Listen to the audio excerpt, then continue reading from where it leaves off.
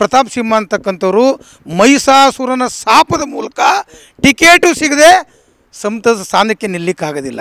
ಇನ್ನೂ ಅವ್ರಿಗೆ ರಾಜಕೀಯ ಭವಿಷ್ಯವಿಲ್ಲ. ಸಂಸತ್ನಾಗಿ ಉಳಿಬೇಕಾಗಿದ್ದಂಥವನು ಇವತ್ತು ಮನೇಲಿ ಕೂತಿದ್ದಾನೆ.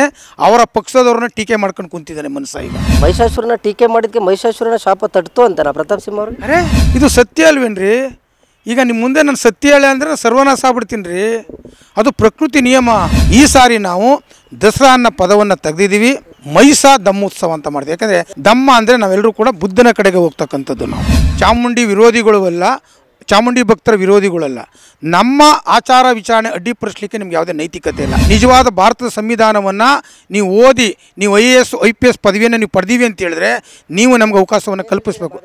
ಪ್ರತಾಪ್ ಸಿಂಹ ಅವರಿಗೆ ಇತ್ತೀಚೆಗೆ ಸಿದ್ದರಾಮಯ್ಯನವ್ರ ಮೇಲೆ ತುಂಬ ಲವ್ ಜಾಸ್ತಿ ಆಗಿದೆ ಅಂತ. ನಾನು ಸೈದ್ಧಾಂತಿಕವಾಗಿ ಸಿದ್ದರಾಮಯ್ಯನ ವಿರೋಧ ಮಾಡ್ತೀನಿ.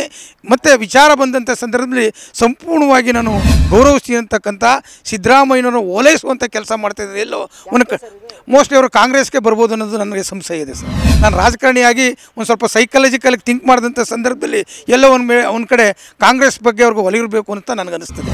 ನಮ್ಮ ಸಂಸದರು ಯಾವ ಸಂಸದರ ಒಂದು ಗತ್ತಿನಲ್ಲಿ ಇದ್ದರೂ ಇವತ್ತು ಟಿಕೆಟ್ ಇಲ್ಲದೆ ಮನೆಗೆ ಹೋದರು.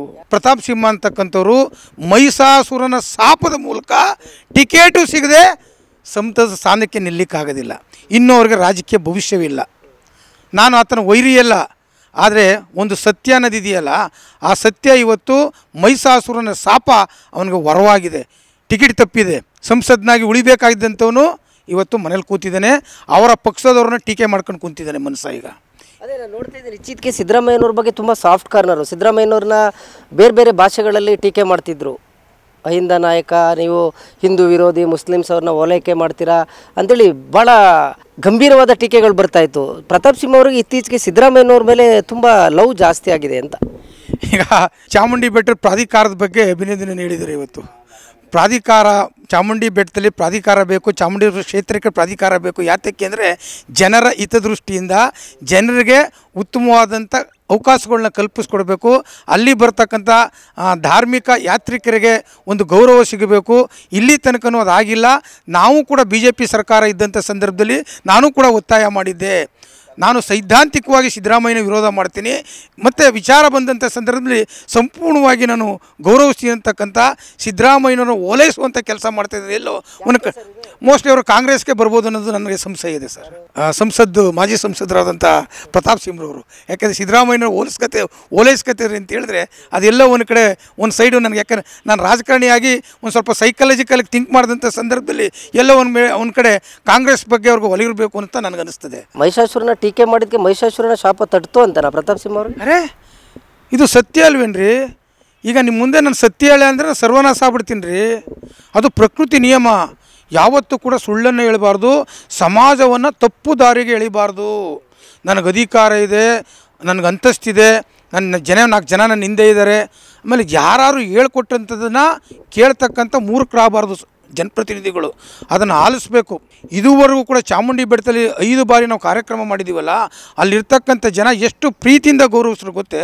ಅರೆ ನೀವು ಒಳ್ಳೆ ಕೆಲಸ ಮಾಡ್ತಾಯಿದ್ದೀರಿ, ಯಾರೋ ತಮಿಳ್ನಾಡಿನಿಂದ ಮಾತ್ರ ಬಂದು ಅದಕ್ಕೆ ಗೌರವ ಸಮರ್ಪಣೆ ಮಾಡ್ತಿದ್ರು, ಅದಕ್ಕೆ ಎಡೆಯನ್ನು ಇಡ್ತಿದ್ರು, ಪೂಜೆಯನ್ನು ಮಾಡ್ತಿದ್ರು ಅಂತಕ್ಕಂಥ ಮಾತನ್ನು ಹೇಳಿ ಒಬ್ಬರು ಕೂಡ ನಮ್ಗೆ ಆಕ್ಷೇಪಣೆ ಮಾಡಲಿಲ್ಲ. ವಿಚಾರ ಲಾಸ್ಟ್ ಟೈಮ್ ಪ್ರತಾಪ್ ಸಿಂಹ ಅವರು ನಿಮಗೆ ಸವಾಲು ಹಾಕಿದರು.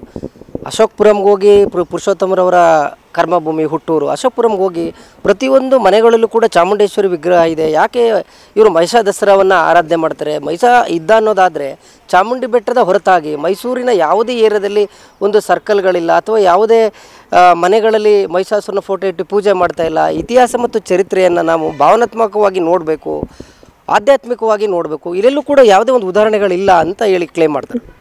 ನಾನು ಯಾವುದೇ ದೇವ್ರ ವಿರೋಧ ಮಾತಾಡೋಕ್ಕೆ ಹೋಗ್ತಾಯಿಲ್ಲ. ಗಣಪತಿ ಎಲ್ಲಿ ಹುಟ್ಟಿದ್ರು ಅಂತ ಗೊತ್ತಿದೆಯಾ? ಈ ಗಣಪತಿ ಉತ್ಸವ ಯಾತಕ್ಕೋಸ್ಕರ ಪ್ರಾರಂಭವಾಗಿತ್ತು? ನಮ್ಮ ಸ್ವಾತಂತ್ರ್ಯ ಚಳವಳಿಗೋಸ್ಕರ ಪ್ರಾರಂಭ ಆಗಿರ್ತಕ್ಕಂಥದ್ದು. ಬಾಲ್ ಗಂಗಾಧರ ತಿಲಕ್ ಅವರು ಸ್ಥಾಪನೆ ಮಾಡಿರ್ತಕ್ಕಂಥದ್ದು ಅಲ್ವೇ? ಅದು ಸ್ವಾತಂತ್ರ್ಯಕ್ಕೆ ಹೋರಾಟಕ್ಕೋಸ್ಕರ ಮಾಡಿರ್ತಕ್ಕಂಥದ್ದು. ರಾಮ ಎಲ್ಲಿ ಹುಟ್ಟಿದ್ರು? ಕೃಷ್ಣ ಎಲ್ಲಿ ಹುಟ್ಟಿದ್ರು? ಇಡೀ ದೇಶ ವ್ಯಾಪ್ತಿ ಯಾಕೆ ಮತ್ತು ಅವ್ರನ್ನ ಪೂಜೆ ಮಾಡ್ತಾಯಿದ್ದೀರಿ, ನೀವು ಆರಾಧಿಸ್ತಾ ಇದ್ದೀರಿ? ಯಾರು ಎಲ್ಲಿ ಬೇಕಾದ್ರೆ ಆಚರಣೆ ಮಾಡ್ತೀವಿ? ನೀವು ಕೇಳ್ಕೊಂಡು ನಾನು ಮಾಡಬೇಕಾ? ಮೈಸೂರನ್ನ ನಾವು ಎಡೆ ಇಡ್ತೀವಿ ಅಂತ ಹೇಳಿದ್ರೆ ಈ ದಸರಾ ಹಬ್ಬದಲ್ಲಿ ಯಾತಕ್ಕೆ ನಾವು ಎಡೆ ಹಿಡಿದು ಯಾರಿಗೆ? ನಮ್ಮ ಪೂರ್ವಿಕರನ್ನು ಗೌರವಿಸ್ಕೊಳ್ಳಿಕ್ಕೆ ಮತ್ತು ನೆನಪಿಸ್ಕೊಳ್ಳಿಕ್ಕೋಸ್ಕರ ಪ್ರತಿಯೊಂದು ಸಮಾಜದಲ್ಲೂ ಕೂಡ ಪ್ರತಿಯೊಂದು ಧರ್ಮದಲ್ಲೂ ಕೂಡ ಪಿತೃಪಕ್ಷವನ್ನು ನಾವು ಮಾಡ್ತೀವಿ. ನಾವು ಯಾರಿಗೆ ಮಾಡ್ತೀವಿ? ನಾವು ನಮ್ಮ ಪೂರ್ವಿಕರಿಗೆ, ಅದು 10 ತಲೆಮಾರು ಇರ್ಬೋದು, 15 ತಲೆಮಾರು ಇರ್ಬೋದು, 20 ತಲೆಮಾರು ಇರ್ಬೋದು. ಅಲ್ಲಿಂದ ಇಲ್ಲಿ ತನಕನೂ ಕೂಡ ಅದನ್ನು ಗೌರವಿಸ್ಕೊಂಡು ಇದ್ದೀವಿ. ಹಾಗಾಗಿ ನಾವು ವಿಶೇಷವಾಗಿ ಈ ಪಿತೃಪಕ್ಷದಲ್ಲೇ ಈ ಅಮಾವಾಸ್ಯೆ ಬರ್ತದೆ, ಮಹಾಲಕ್ಷ್ಮಿ ಅಮಾವಾಸ್ಯೆ, ಆ ದಿನವೇ ನಮಗೆ ಶ್ರೇಷ್ಠ. ನಮಗೆ ಹುಣ್ಣಿಮೆ ಮತ್ತು ಅಮಾವಾಸ್ಯೆ ನಮಗೆ ಶ್ರೇಷ್ಠ ಅಂತಕ್ಕಂಥದ್ದು ಭಗವಾನ್ ಬುದ್ಧರಿಂದ ಬಂದಿರತಕ್ಕಂಥದ್ದು. ಈ ಸಾರಿ ನಾವು ದಸರಾ ಅನ್ನೋ ಪದವನ್ನು ತೆಗೆದಿದ್ದೀವಿ, ಮೈಸ ದಮ್ಮೋತ್ಸವ ಅಂತ ಮಾಡ್ತೀವಿ. ಯಾಕಂದರೆ ದಮ್ಮ ಅಂದರೆ ನಾವೆಲ್ಲರೂ ಕೂಡ ಬುದ್ಧನ ಕಡೆಗೆ ಹೋಗ್ತಕ್ಕಂಥದ್ದು. ನಾವು ಮೈಸನ್ನು ಕೂಡ ಅವ ಬುದ್ಧನ ಅನುಯಾಯಿ ಅಂತಕ್ಕಂಥ ಮಾಹಿತಿನೂ ಕೂಡ ನಾವು ಸಂಗ್ರಹ ಮಾಡ್ಕೊಂಡಿದ್ದೀವಿ. ಯಾರೇ ಏನೇ ಹೇಳಿದ್ರು ಕೂಡ ಅಲ್ಟಿಮೇಟು ಈ ಪ್ರಪಂಚಕ್ಕೆ, ಈ ದೇಶಕ್ಕೆ ಪ್ರಸ್ತುತ ಬುದ್ಧನ ಸಂದೇಶಗಳು ಅತ್ಯಗತ್ಯ ಅನ್ನೋ ದೃಷ್ಟಿಯಿಂದ ನಾವು ಮತ್ತೆ ಮೈಸೂರಿನಲ್ಲಿ ನಾವು ಒಂದು ದೊಡ್ಡ ಶಕ್ತಿಯಾಗಿ ಹೊರಹೊಮ್ತೀವಿ. ಬುದ್ಧನ ವಿಚಾರವನ್ನು ನಾವು ದಿನನಿತ್ಯ ಪ್ರಚಾರ ಮಾಡ್ಕೊಂಡು ಹೋಗ್ತಿದ್ದೀವಿ. ಇವತ್ತು ಬುದ್ಧನ ಸಂದೇಶ ಇಡೀ ವಿಶ್ವವ್ಯಾಪ್ತಿ ಇವತ್ತು ಪ್ರಚಾರವಾಗ್ತಾಯಿದೆ. ಎಷ್ಟು ಜನ ಸೇರ್ಬೋದು? ಚಾಮುಂಡಿ ಬೆಟ್ಟದಿಂದ ಬರ್ತೀರಾ ಅಥವಾ ಎಲ್ಲೆಲ್ಲಿ ಕಾರ್ಯಕ್ರಮ ರೂಪಿಸಿದ್ರಿ ಸರ್? ಚಾಮುಂಡಿ ಬೆಟ್ಟ ಮಹಿಷಾ ದಸರಾಗೆ ಪುಷ್ಪಾರ್ಚನೆ ಮಾಡ್ತಿದ್ರಿ, ಅಲ್ಲೇ ಒಂದಷ್ಟು ವೇದಿಕೆಗಳಾಗ್ತಿದ್ರಿ, ಒಂದಷ್ಟು ವಿಚಾರವಂತರು ವಿಚಾರಗಳನ್ನ ಹಂಚ್ಕೊಳ್ತಾ ಇದ್ರು. 29ನೇ ತಾರೀಕಿಗೆ ಯಾವ ರೀತಿ ಕಾರ್ಯಕ್ರಮ ಇರುತ್ತೆ? ಉಸ್ತುವಾರಿ ಸಚಿವರುಗಳು ಬರ್ತಾರಾ, CM ಬರ್ತಾರಾ, ಏನು ಅಂತ? ಈಗಾಗಲೇ ನಿಮ್ಗೆ ಹೇಳಿದ್ದೀನಿ ನಾನು, ನಮಗೆ ಸ್ಥಳಾವಕಾಶ ಇಲ್ಲ. ಅಲ್ಲಿ ಚಾಮುಂಡಿ ಬೆಟ್ಟದಲ್ಲಿ ಸ್ಥಳಾವಕಾಶ ಇಲ್ಲ. ಒಂದು ಅಷ್ಟು ಜನ ಹೋಗಿ ನಾವು ಪುಷ್ಪಾರ್ಚನೆ ಮಾಡ್ತೀವಿ. ಯಾವುದೇ ಕಾರಣಕ್ಕೂ ಬಣ್ಣ ಸುಣ್ಣ ಹೊಡೆಯುವ ನೆಪದಲ್ಲಿ ಮೈಸನ್ನು ಮುಚ್ಚತಕ್ಕಂಥ ಮೂರ್ಖತನ ಬೇಡ. ಜಿಲ್ಲಾಡಳಿತಕ್ಕೆ, ಪೊಲೀಸ್ ಇಲಾಖೆಗೂ ಕೂಡ ಬೇಡ. ನಾವೇನು ಚಾಮುಂಡಿ ವಿರೋಧಿಗಳು ಅಲ್ಲ, ಚಾಮುಂಡಿ ಭಕ್ತರ ವಿರೋಧಿಗಳಲ್ಲ. ನಮ್ಮ ಆಚಾರ ವಿಚಾರಣೆ ಅಡ್ಡಿಪಡಿಸಲಿಕ್ಕೆ ನಿಮ್ಗೆ ಯಾವುದೇ ನೈತಿಕತೆ ಇಲ್ಲ.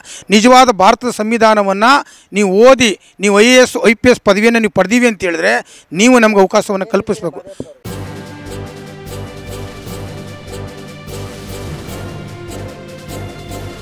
ಇದು ಮಾನವೀಯ ಸಂದೇಶದ ಜನವಾಹಿನಿ.